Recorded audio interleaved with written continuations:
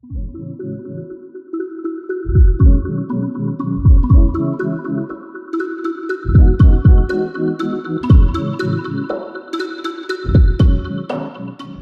first of all, thank you for joining us here. We mostly talk to South Africans that already moved abroad, but this interview is not about me.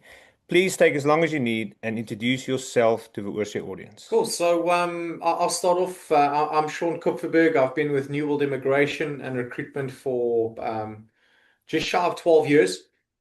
I started off in immigration, really just focusing on getting families their visas and so on and so forth. But that didn't really, how do I say, tickle my fancy too much. Like you get involved in that for quite a long time, and you realize this isn't doing it for me anymore. So I then I then went over to finding businesses in Australia. I started off with plumbers and then electrical companies, and we then went into recruitment. And that is where I really enjoy the space of immigration, because it's immigration meeting a family with job opportunity, and it just yeah, it was just so much more beneficial. So yeah, that's a little bit about myself. My name's Robbie. I'm the founder of New World Immigration. Sean and I actually started working like in the early days, hey? Like Yeah, within the first couple of months. So yeah. he's technically a founder as well. Oh, So we'll give him some credit. Yeah. But Sean's done an incredible job with the business as well. We wouldn't be in this position without him. So yeah, big up. Name's Robbie. Have worked in the industry for about 15 years. Started New World Immigration just because there was a void of companies with integrity and focused on customer centric like attitude and the way that they were dealing with clientele. I'd worked for two or three prior to starting this company. They were a bit sketchy. Let's put it that way. So the next best thing was to create a company that focused on those values, and we're here 12, 13 years later, and pretty much leaders in the industry in South Africa. So yeah. well, if you've been doing it for 12 or 13 years, you're definitely doing something right. Now, before we get into the details of what job is hot right now, I need to say that, look, at the end of the day, you're running a business. Because ever since I launched the portal, quite often you'll get the odd person saying, "But why do I need to pay for this?" Because it takes money to create the portal. I'm a developer, and I would have charged between 15 to $20,000 for just a site, and then I'm still busy developing the app, and that's going to be another $10,000. So it's not a free system, and the same goes for the services that you guys provide.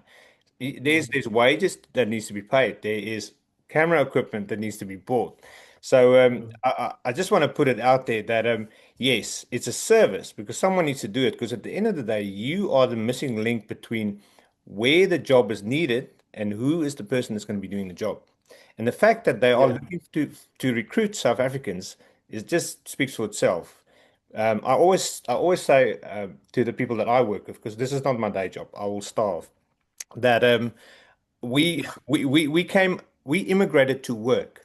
That is our number one core reason why we are overseas, is to do work and to earn money. And I laughed the other day because I was interviewing Breitenbachs who do the recruitment for into the UK. They actually Yeah. well, not recruiting, they it's immigration advice, and they actually helped me and my wife with our visas when we moved to the UK many years ago. Okay. We actually And had an expo with him some time back. Yeah, they're a good company. yeah, yeah, no, no, you'll see your video is it's him, and then it's like two other stuff, and it's you. So yeah, so As we're above, it's fine. yeah, no, you're the latest. Yeah, so I must say, if it wasn't for him, if it wasn't for Breitenbach, I think JP was the guy who helped us. It would not have been. I mean, my head would have break under the pressure of all the paperwork that needed to be filled out. I mean, that alone is worth its weight in gold. When we applied for permanent residence in Australia, okay, well, first of all, when we applied for to go from the UK over to Australia, we hired a company called Australia, Here We Come. It's AEAAHW or something like that. And again, we would have drowned under the weight of all the paperwork. So when the time came for us to actually apply for permanent residence, this is one because we came over on a 482, we Yeah. ran straight to them. It says, here's the money, help us get it done. And Mm.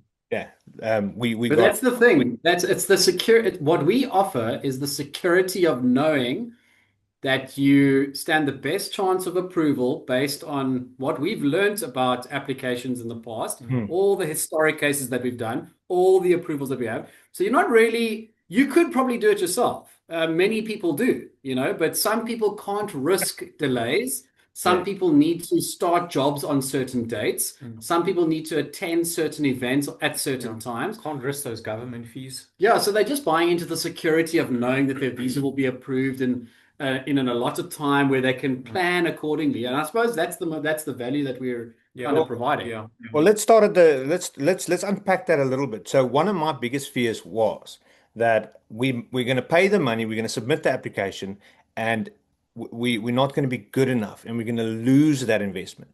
What do you offer your clients prior to actually starting that whole journey? Do you offer like a consultation? Say, okay, well, first we'll come in for a consultation. That's how I would have done it. So I don't know how you guys operate.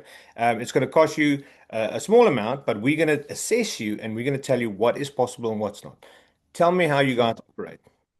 So for starters, what we'll do is that so we've got a team of consultants at New World where your inquiry hits one of the consultants' desks and they'll go through a pre-screening prior to phoning you. So if you're looking at moving to Australia on a permanent basis, which is where most families are at, or what most families want to do, um, we'd look at the qualifying criteria. So age, qualifications, years of work experience, English proficiency. We'll obviously try and establish as much as we can over a phone call, having 20, 25 minutes with them. And then we'll go through a pre-screening of whether or not they would meet the visa requirements before we even quote or invoice the family, right? So before family ends up spending a dime on this process, we go through the qualifying criteria of what they'd look at the end of the process before we start stage one. So we essentially work our way backward. So starting from the end of the process, what Australia is going to be looking for, and then work our way backward. We'd look and discuss things like, is there a criminal record, or is there a serious illness or chronic illness in the family, those type of things. So we want to try and establish the risk involved here and limit that risk as much as we possibly can before family spends hard-earned money. I mean, Robbie and I are both parents. Most of the people we employ at New World Immigration are parents, and when you're speaking to a family that's immigrating, most of them are parents. You know what it's like in South Africa. You know that it's being a parent, it's not cheap. And every dime you earn, for the hours spent working, you want to make sure that it's going to go somewhere where you're going to get return on investment. And also, like we are aware of so many entities out there that don't operate like that, and that will take clients' fees up front without doing proper assessments. So we almost like a safe haven for people that are unsure about whether they qualify, but they don't want to spend money up front. Welcome them in. They tell us their story. If they qualify, we then provide a quotation to start work on there. But only once we are fully convinced that we can achieve a positive outcome for them. Yeah, I think that's what there's a high probability of success. Mhm. I mean, as you know, Stephen, you've gone through the immigration yourself, and there are two things. Family want to understand the guarantees behind it, and unfortunately, you can't guarantee it. It's like I don't know, writing an exam in university and your university lecturer guaranteeing whether or not you're going to pass the exam. It's just you can't. It goes into the preparation of that exam. It goes into the preparation of the application and the decision at the end of the day by the Australian government. So there are things that are completely out of our hands and out of our control, but at least for the most part, being in this industry for as long as we have, as Robbie said, based on thousands and thousands of applications that we've submitted over time, you get to a point of, okay, I know what I'm doing here. Yeah. Now, there's a couple of things to unpack there. Now, let's start for you guys as a business. Now, you sign up on Wish, not a Wishia, apologies, I'm wearing the Wishia hat, but on Hop to Oz as a Yes. recruiter because that is the Yeah. foundation or the base of our whole portal. But you also offer all the other services that goes around it. In your experience, what is the sequence of deliverance in terms of where do if I'm now South African, I'm over there, I've got a skill, I've got a degree, I've got a Mhm. small family, I am early mid-30s. Where do I start? Do I first go onto the immigration or the Australia side and do the point-based system? Do I first come to see you guys? Where do I start to give me that first step of confidence to actually run the whole marathon? Yeah. Yeah, that's a good point, Stephen. And I think for your viewers to understand, because that's a frequently asked question on your platform, on our platform, most Facebook forums, where do we start this journey? The most important thing is that get access to a registered agent or agency that can facilitate a process like this. And we have a registered Mara agent at New World Immigration. So you make contact with someone that's registered and you run through the various scenarios of getting into Australia. Because put it this way, the skilled program, which works in a points ranking system, which you are familiar with, that might not be the only program that you can rely on to get into Australia. Because we are recruiters as well, we've partnered with businesses that would want candidates to come across a lot faster than waiting for, let's say, a year or even 2 years for your skilled visa. So, to cut a long story short, I want to try and understand the various pathways that a family has available to them, different outcomes, and really understanding the entire playing field that a family has in front of them. From there, we can establish, okay, great. Based on your industry, based on your background, we have businesses on our books that are looking for candidates of your caliber. There's a pathway that we can look at getting you into Oz on a work permit, but we'll continue running permanent residency in the background. Before we start this process, we want to ensure that permanent residency is on the table for them. Hmm. Not many families are willing to go to Australia for 4, 5, 6 years. I personally wouldn't want to do it. And then end up knowing, hold on, I can't actually get permanent residency here. I need to head back home or wherever I come from. So, It's almost like a path to citizenship. mm, You want to get the passport at some point. You want to yeah, know how to get there, and then like the role that we play is mapping that out based on your profile and all the eventualities that could take place. You might have immigration rules that change midway. You want to have a backup plan in the event of that happening. So it's all about mapping out like all the possible routes for the client.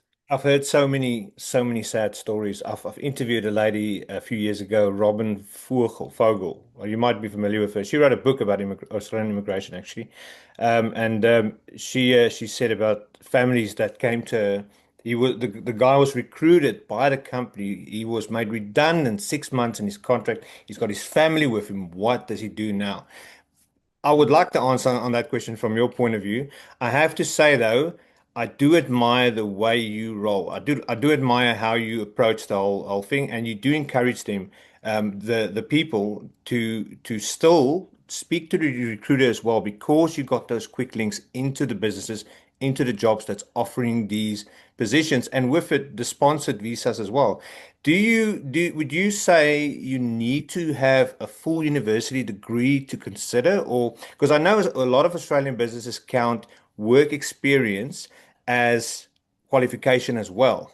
I bumped into a guy not too long ago, and he didn't have a degree in ICT technology, but because he did an apprenticeship and he had a 5 year experience, they counted that as Mm. like a master's degree or something.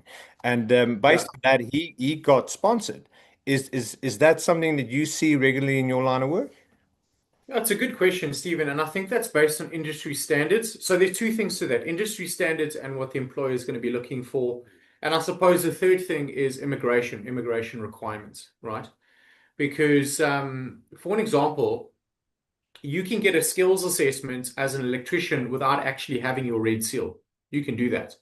You can get to skills assessment because essentially the government will require you as an electrician. Now, I'm just using this as an example, right?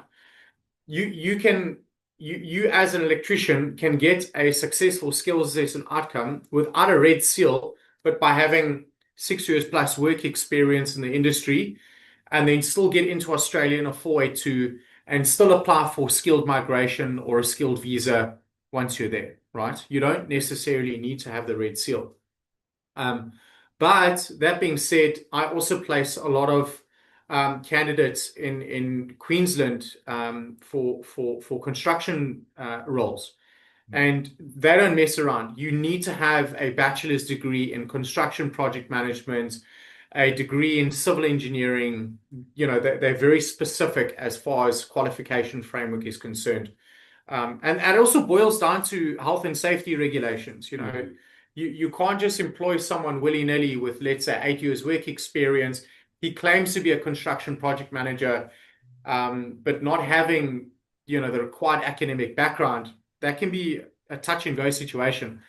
When it comes to IT, I've seen over my career, I've seen many IT professionals that have gotten into Australia but not having a bachelor's degree in ICT because the industry is so, how do I say, It's like homegrown. a, Like you a, start off yeah. as a lighty on your computer, and you spend 15 years doing it, and Well, now you study you're something for 4 years, you're a and guru. then 3 weeks down the line, something's completely different. Yeah, yeah, it changes regularly. Yeah. And It's it's very, coming it's from very an IT diverse. background. Yeah, no, It is.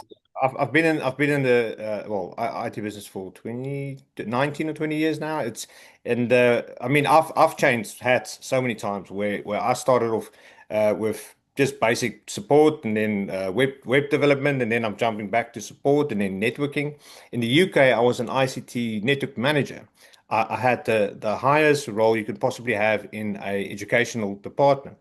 When I came here, I was considered underexperienced and underqualified to have that role. So I walked in as a senior tech and a coordinator, which is just a fancy way of saying you're not a manager. And I did that role for 7 years before I now have another opportunity to be an administrator, which is just below the manager's position. And I have to say I'm grateful for that because when I was in the UK, I thought I knew what I was doing. I didn't have a clue. I came to Australia and I saw a whole different level of quality in my line of work, where we are a team of 9 people. Back when I was in the UK, we were 3 guys doing all that work. And because you can't really get to everything, there's holes. I mean, it's you don't really realize it because everyone thinks you're amazing, you're fixing their stuff. But what I saw in Australia is they don't just fix something, they fix it permanently. They think long term. They plan 5 years ahead. And that's one thing I just love about this country. And that's why I encourage people before you look anywhere else, before you go join an USA refugee program, or before you do anything, speak to a professional because you might just be lucky enough to get into the best country in the world, which is this one. Now, I can already see from a mile away, you guys, it's quality work that you do. Now, I'm going to be a little bit selfish, and I'm going to bring Hop to Oz into the conversation. So it's fairly new. When I start writing code, I go mental. My wife can't even speak to me because not a word goes through. And I have to say, I built it in record time. How can I improve on the registration system to encourage the right people to register? Because the last thing I want is someone that really he's better off investing his energy and his $9 into his living in South Africa instead of signing up with us. How can I shape the registration form so that it almost not a point-based system, but it almost vets you as you register. So before checkout, it makes the client thinks twice. Well, should I press this button and spend the money and hopefully I'll get a job? Or no, it's not for me. I need to probably go back to the books, study a bit more, get more work experience. What do you reckon? Mm. I think Chat GPT I think integration. I think look, it's never going to be a short answer, Stephen. But I think when people are parting ways with their hard-earned money, as you have yourself, with a platform that you look, you're not spending, 1,000, 2,000, 3,000 rand a month on having access to that information. You're spending a lot less as a South African, but it's money that parts you at the end of the day anyway. But I think the biggest thing is the trustworthy of the platform. And if you've got a section of a testimonials page where people have access to a trustworthy testimonial section before parting ways with their subscription payment, whether it's $9 or $20 or whatever the case might be, it may increase the confidence in them parting ways with that money. They've got access to testimonials, they've got videos, they've got pictures of families that have gone across. And we do that as well. I mean, we've got video testimonials where we've actually sent well, Robbie will actually tell you the story of both Canada and Australia. We've sent teams to these countries. We've sat families down in their living rooms and we've had interviews with them and we've made videos for them. That was a with them. bloody expensive exercise there. And so like yeah, besides with what Sean was saying, which is 100% true, it's always great to have that. I think like because you're dealing in a legal space, it's immigration space, right? You have a sort of a duty to always act ethically and all that. So, and I know that you guys are 100% in belief of the same thing, which is great. The integrity is first, right?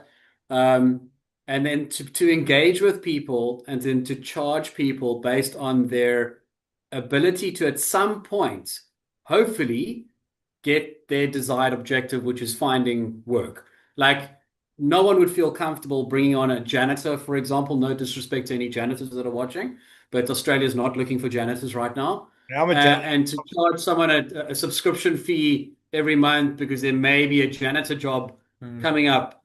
So there's a responsibility that you guys have to make sure that at the end of the day, if a job offer does come up for their occupation that they're in, that there is a possibility of them getting that. But you're not sitting in the interview room. So you mustn't accept that responsibility in playing Cupid and getting people jobs. You must have a platform that enables people to get into interview rooms, and then they must do the rest. They must impress the employers. At the end of the day, they have to impress the employer enough to actually be offered a job. Yeah.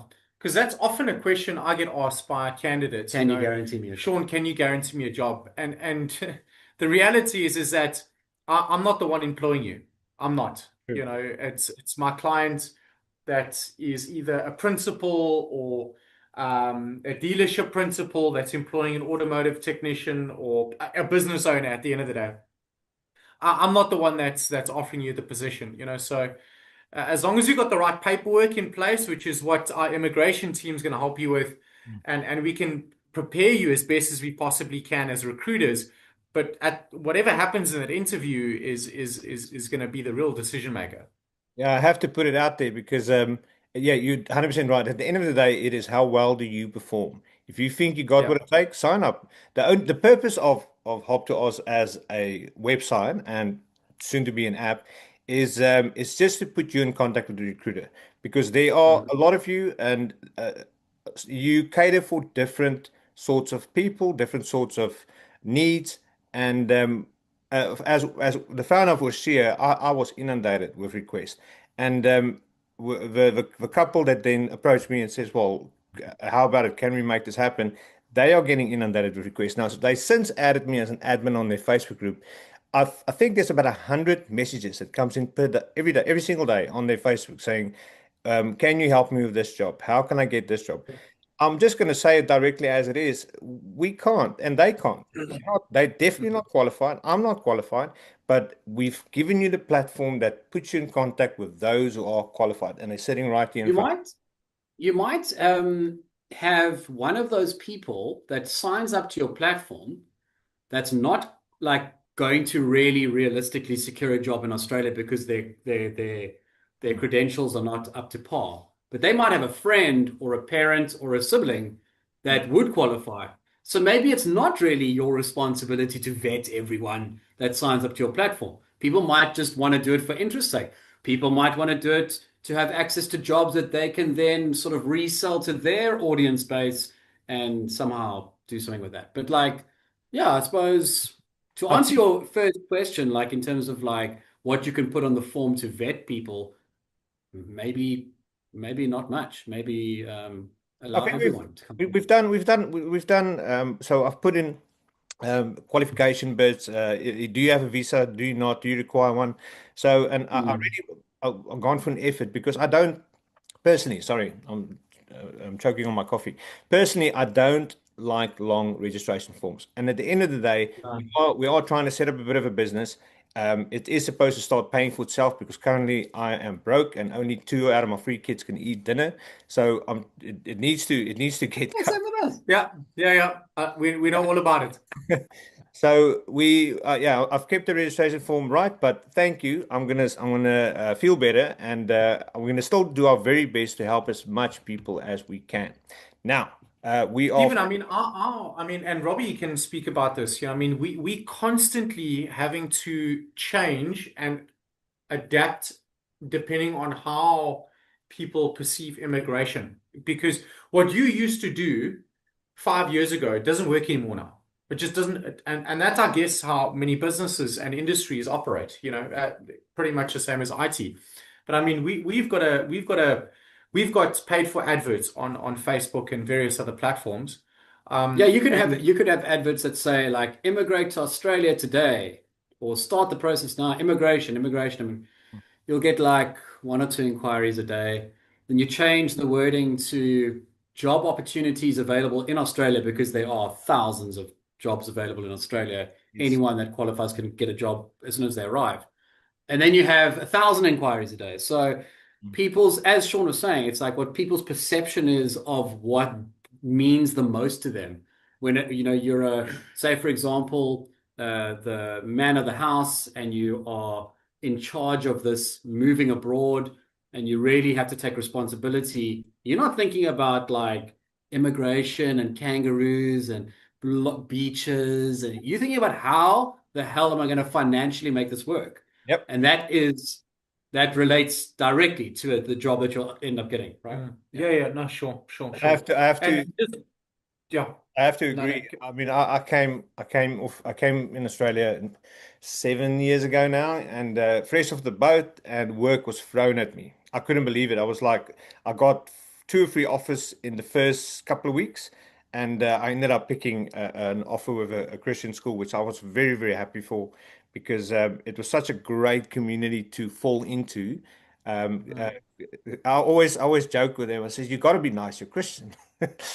Where And a school, like yeah, my wife worked in the public sector, and her work is her whole industry is much more cutthroat, and yeah, there's lots of words flying around the office a lot of the time, but there is a lot of work available in Australia, and if you think you cannot get a work in the city or around the coast somewhere, just go a little bit more inward, go a little bit more rural. The government pays huge bonuses for people that goes and work rural. There's places that is absolutely beautiful, like Broome and those places up north in WA. No one wants to work there because it's always hot. But if you go there and you maybe, for instance, land a government job, they pay up to $40,000 a year bonus just because you are working there. So there is That's, wonderful, yeah, wonderful opportunities if you just look. I interrupted you. yeah.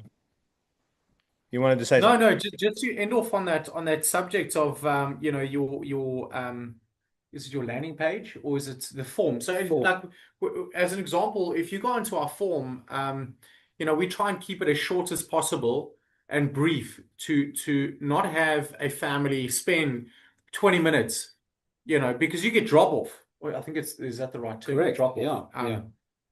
Now you've obviously, if you got paid for advertising, you spend for that click, that person's on, and then they drop off, and you haven't actually gotten that person. You can't get in touch with them because you don't have the information. True. So try and keep it as short as possible, and yeah, I think the quicker they are able to get onto your platform, the quicker your team is able to access that person's information and give them the best information they need to understand, where they stand, is ideal. Again, unfortunately, there are a lot of competitors in our industry that go through so much paperwork right in the beginning. And I understand that there's an ethical side of it. But you also want to get to a point as a business owner. Let's get straight to the point. Let's cut to the chase and understand where this family stands. Let me not spend the next, day for this family waiting, where I could literally just give you an answer whether or not this is actually going to go somewhere or not within the next, 5 to 10 minutes. You don't actually need to spend a day on someone's application to establish whether or not they qualify. It's actually pretty straightforward. 100%. Steven, you were speaking, sorry to interrupt, you were speaking about rural Australia earlier, and it's such a hot topic in the office because the government, as you said, are doing all they can to get people out into rural areas. And for anyone that's listening now, if you are exploring immigration to Australia and you are being suggested a rural option compared to a metro option like a city, do not have a preconceived idea that you're going to be living in the desert or in like a ranch with the kangaroos and please, like there are rural areas that look more developed than where you are living right now. 100%. It's like suburbia. It's like houses everywhere, schools, parks. Like they just call it rural or regional. We call it regional, rural, regional Australia. You'll be blown away by what you will see is regional Australia versus what your mind thinks it is. We've got good friends who live rural, and rural is it looks like a city when you get there. It's not. It's just there is like rural like I don't even know. It doesn't even have a word where there's like nothing. And I've watched a couple of documentaries. I've watched a couple of documentaries where the Aussies would go in with their cameras into these towns and they would go speak to the Aboriginal people there. And then there'll be like this one white dude standing in between the cattle. And the moment they give him the mic, he's got the thickest Afrikaans accent I've ever heard. And I'm like, there's one. I know there's one. It's probably sent there by New World Immigration. Now, we're 36 minutes into this interview. Out of experience, I know that half of the people have already stopped listening unless they're really interested in immigration. Now, before we end off, I want to know what's hot right now. What jobs are selling? What is it the Aussies want? Besides teachers. Everyone wants teachers the whole time.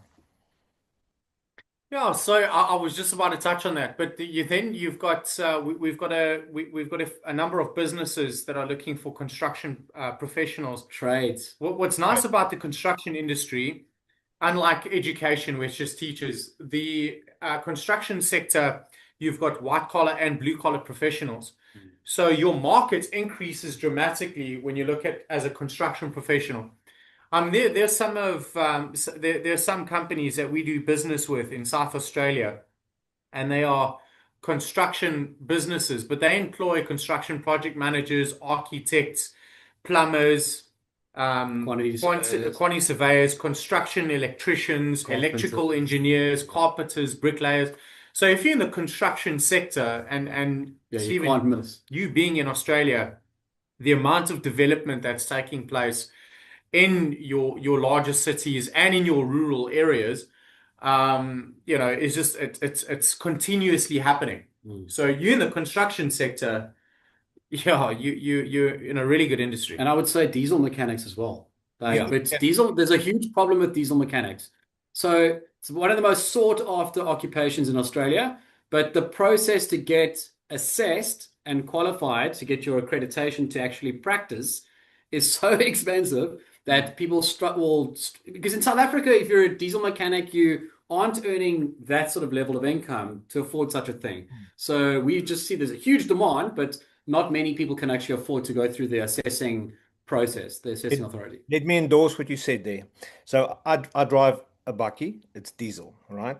And when I bought it, I bought a new bucky 5 or 6 years ago, and then when as soon as it reached like 90,000 kilometers, I decided, well, it's got this balloon payment stuff in the end. I'm going to trade it in, and I'm going to buy something cheaper. But yeah, it's so after 5 years, I own it. Anyway, so this bucky had loads of kilometers on it. So I drove this bucky for 4 months, and the engine blew up. Now it's a Ford, but if anyone asks, it's a Toyota. But anyway, so I took it to Ford, and it was there from October last year until March or April before they fixed the turbos that blew. And the reason it took so long is because they had a shortage of diesel mechanics. Then, after getting it back for 4 days, it broke again. And then they were like, no, we're going to give you a brand new engine. So I have to say, I can't complain about service, but yeah, Well, it's diesel mechanics. It's diesel mechanics in dealerships, and then also like just as high demand, diesel mechanics for your big machinery on mines and Yeah, your your earth moving. caterpillars, earth moving stuff. Yeah. right, right. So there's So two Perth, big time. Queensland. Yeah, yeah. So you've got diesel mechanics have its best on both worlds, where whether you go the East Coast or the West Coast, there's going to be work available. Whether you find yourself in a large city or in a rural town, you'll find work. Um, Again, you've got a growing population. You've got a growing demand for commodities in Australia. What's being produced in the mining sector, a growing demand for people driving vehicles as well. You're going to constantly need people to service those vehicles. Mm. So automotive electricians, diesel motor mechanics, panel beaters. And probably one of the safest occupations in terms of like what, I mean, you're a developer, you know exactly what's coming with regards to AI and things like that.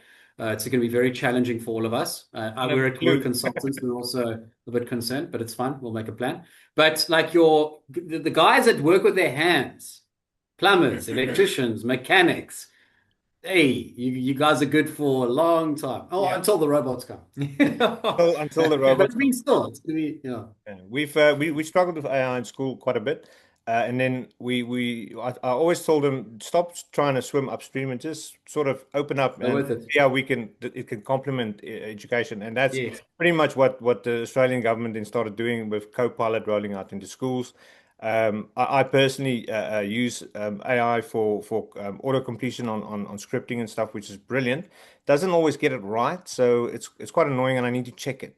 If I don't check it, it'll make mistakes and leave sensitive data in Yeah, and that will continuously happen. You kind of need to fix it from the core. Yeah, I'm not a big fan of ChatGPT per se. I do it writes my email responses, which it's pretty good at. And my social media posts, although it does like emojis. And my advice when I fight with my wife, and how to clean my Yeah, it's like I really need to send this and how WhatsApp. to fix my lawnmower.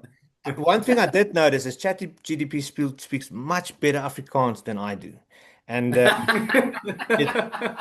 it's it's That's scary. incredible. It's scary how good it is because I just had to do a post for Steve Hofmeyr is coming here on Friday. Well, he's going to Brisbane to perform, and SA Events asked me to do just some marketing posts. 'Cause if I'm hopefully I'm speaking to him tomorrow night. I did interview him last year though, so I don't know how open he will be for another chat. But I was hoping to coerce him into politics because apparently Steve loves to talk politics. Last Yeah, last year, yeah. last No, year sure.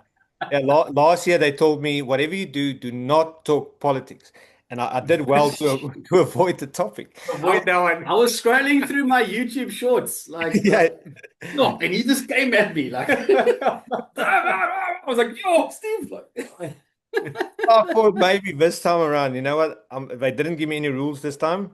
I'm gonna do it, but I haven't heard He anything. was talking about like he needs a refund or something from the government. So Yeah, like, yeah, he yeah, wants yeah, a refund for everything. yeah. Oh, the funniest one I've heard is when they cancelled him on Mnet or something, and the joke was around saying that he's going to start his own network, TV network, and they call it DSTV, which I thought, DSTV. yeah, which I thought was very funny. But it's an old joke. Sorry. Now, as an exit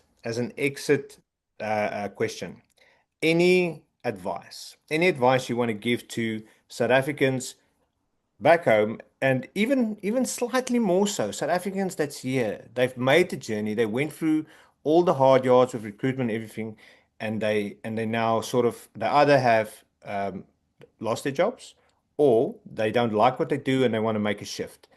Are you guys available for after market advice or after service advice, or anything like that? That's an interesting point. I've got two teachers actually that reached out to me today. One in northern New South Wales that wants to actually find work in more the southern point, and then another teacher in Western Australia, and she's looking to make the move across. Now she's a South African based in Australia. I'm in Cape Town, and she's seen vacancies that we've posted. They've applied. So yes, we are helping foreigners that have or expats that have moved to Australia, and we're here still helping. But I think the best advice for South African family immigrating is that you need to try and be as open-minded as possible when looking to immigrate. People watch videos on Sydney Opera House, or they'll watch videos on the Great Barrier Reef, and that's kind of where they want to go. But Australia, as you know, is a massive country. That area might not be the best place for you to go to based on work opportunities. So be open-minded as possible. The last thing that I'd also like to chat about is sponsorships. A common misconception a South African has about sponsorship is that it doesn't mean that a business is going to pay for you to get to Australia. The immigration process is called sponsorship. It doesn't mean that the business is now going to fork out 20 or $30,000 to sponsor you to get there. It's just the immigration process. It's up to the business whether or not they're going to actually fully come to the table financially and help you to get there. So just be Yeah, open-minded. So be careful. that's a relocation. I think that's probably something that's slightly different, and that's where people sometimes get it wrong. Sponsorship, Yeah. yes, in the terms of holding your hand as you do the visa process, but also Yes. nominating you for PR. Say, for instance, they can't bring you over on a PR, and it needs to be a 482 or whatever else is available to nominate you after you've arrived. You've done your first year of labor and working in the industry, to nominate you, saying that they want to nominate you for permanent residence. I know Mm. this out of our experience working here, and I know that even people that came over with the same firm as we came over from the UK really struggled to get them to endorse them for PR, even after they were here like 4 years. So Mm. yeah, it was quite sad. But eventually, after loads of emails and phone calls, they got through, and today they're not just permanent residents; they're homeowners. And I mean, how incredible is that? Now, so Absolutely. yeah, that's awesome. Also, and just one last bit of advice. Just realize if you're thinking about moving to Australia, that you can always come home. You can always come back to South Africa if things don't work out. So, but the pain of not going through the experience and at least trying to see what it's like on the other side will be far greater Yeah. than you tripping up in Australia, not knowing what could have been. And I guarantee you, you're going to absolutely love Australia because it's exactly like South Africa, Hmm. but no problems. I want to say something about that. So we lived in the UK for 3 years, and I honestly loved the British people. I really enjoyed them because they were kind. We made some really good friends over there. And then we came, but I mean, the cliche of it all is the weather sucks. I mean, it's summer, and you know that you're going to spend the whole weekend indoors because it's raining, it's wet, it's cold. So Mm. when we came to Australia, this was absolutely incredible for us. And my son, he was 5 years old, and my daughter was one, and we could do stuff outside. We could walk on the beach. We could go. We can go to the park. And in a matter of 5 years, we've explored the whole of Victoria and even areas into South Australia and New South Wales. And we drove there. We didn't fly there. Australia's big. It's extremely big. And just the fact that we could do this safely. Never have I worried for our safety or any. I had absolutely no concern of that. My car was even stolen last year from my driveway. Found the same day, but what happened was I left my door open and my spare key was in my wife's car, whose door was also open. Because that's how we roll. We leave the doors open because we're so we're complacent. You guys are so generous. You just leave your cards for people to We- take. we're complacent, but let me explain you the caliber of criminal that took my car. It's a bunch of kids, they assume about four, because we saw that with the cup tray they got from the McDonald's drive-through, which they did. So, so they took my car for a spin down the highway, got drive-through, and parked it neatly next to someone's house somewhere. Respectfully. 30 minutes from here. That is the sort of criminal. It had all its wheels, it had its engine, well, I think the same engine that they drove off with. So even when something goes wrong, it's not like it was in South Africa where I got stabbed. I was on my way to work one morning riding my bicycle. I was held at gunpoint and they took everything from me. Yeah, so I've also had that happen. Yeah, no, it's and But you see now, like the entrepreneur in me is just like thinking now, like this is like all I'm thinking about is like this is a business opportunity. We should start a criminal academy in Australia to teach them how to be proper criminals. Especially in South Africa. We can go a level expert here. Get your BA in criminality. You can get your master's, PhD. You've seen me in action. I can have the website ready by Friday. Just let me know. I'll have it all up and running. Yeah. Just imagine. Well, we'll probably have a couple of sign-ups as well.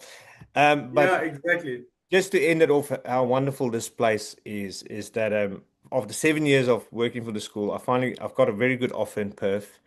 And even with the fact that I'm already here, they still offered me relocation. And we decided to take the money for the relocation, and we booked a truck to ship well, stuff like clothing and kitchenware and those things. We're selling the furniture. We're shipping my wife's car on a train. It goes through because it's 3,400 kilometers in a straight line if you go down the highway. But we decided then. Oh yes, and they're flying our cats. Our two cats. They're flying out there. All expenses paid. They're flying them to Perth. We are going to drive it. We're going to do the scenic route.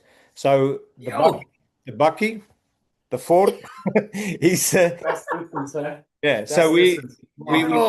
I've kitted it with How many kilometers is that? Like 40,000 kilometers. No, we worked it out. 5,400, just over half the length of Africa. Yeah. So we kitted out the ute. See, I'm calling it a ute. It's a Bucky. It's a Bucky. It's a Bucky.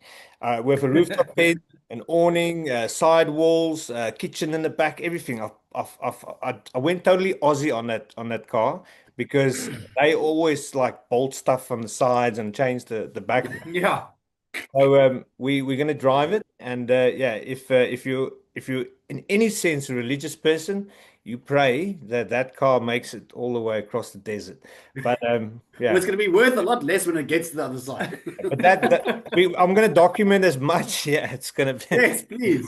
I was just about to ask you, please do. That'd be incredible. Daily vlog, please. Daily vlog. Oh, well, daily. I think I'll try and post something every 3 days. We're going to try and make it a 10-day journey, between 9 and 10 days. So three nice long videos. Yeah, we just want to make sure that you're still alive, Stephen. That's So I bought a Starlink Mini. Like if we want to talk about Elon a bit, it's a tiny little Starlink. It cost me $600, and I've put a little mount for it on the roof of my car. So I'm gonna have internet all the way because nice. That's amazing. There we go. even in Australia, there are places that's got absolutely no reception. But I think we went totally off topic. We've almost talked for an hour. I had lots of fun. I hope you guys enjoyed. No, we did. Stephen, thanks for hosting us. That's not a problem. Certainly look forward to seeing what your platform does in the next couple of months. I know it will do very well. And look forward to working with you and your team.